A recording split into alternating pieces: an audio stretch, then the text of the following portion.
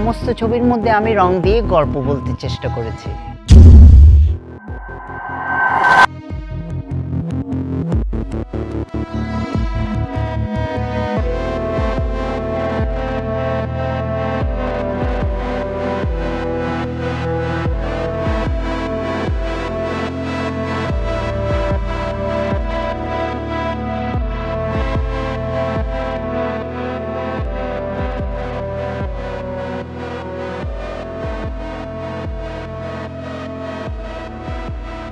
ষাট দশকে আমরা অত ফ্রিডম পাইনি ছোটোকালে, অনেক একান্নবর্তী পরিবেশ, সবাই মানে কড়া শাসনের মধ্যে রাখতে চাইতো। আমার এটা তখন থেকে পছন্দ হতো না।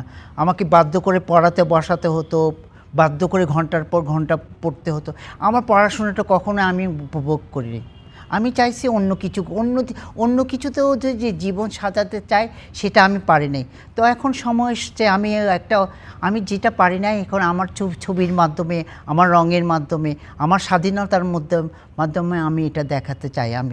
আমি এখন অনেক আমি যখন ছবি আঁকি তখন আমি স্বাধীন মনে হয়, নিজেকে অনেক ধনী মনে হয়। অন্য কেউ মানে অস্থাবর জিনিসটা আমার তখন মাথায় আসে না।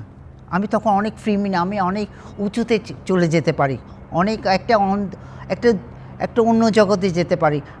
তখন আর আমার ধূসর এই জগৎটাকে আমি কনকার করে আমি অর্জন করতে পারি মনে হয়।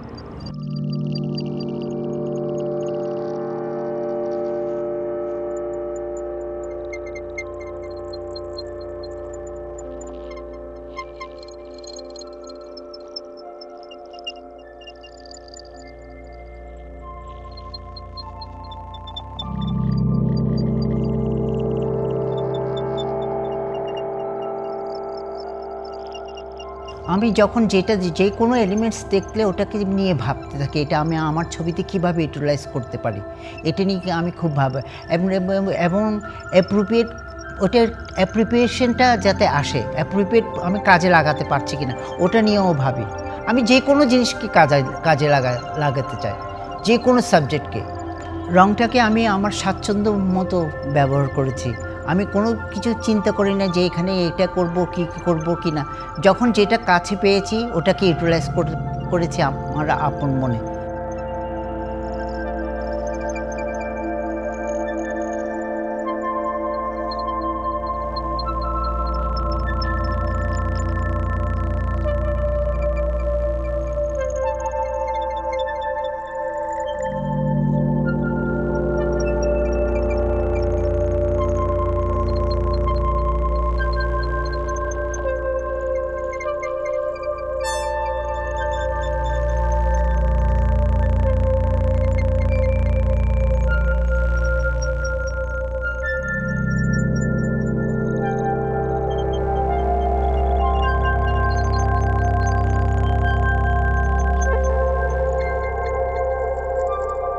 আমি ব্যক্তিগতভাবে কখনো রাজনৈতিক আলোচনা নিয়ে খুব কারোর সাথে কথা বলতে চাই, কিন্তু রাজনীতি কোথাও না কোথাও আমাকে তাড়া করে।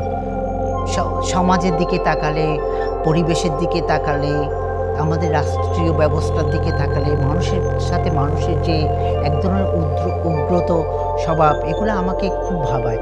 আমি একটা পিসফুল পৃথিবী দেখতে চাই, শান্ত, সবাই সুন্দর একটা জীবন যাপন করবে, একজন আরেকজনকে সমীহ করবে, সম্মান করবে, মনুষ্যত্ব বোধ বা মানবিকতা বোধ দেখাবে, এগুলো আমি পছন্দ করি।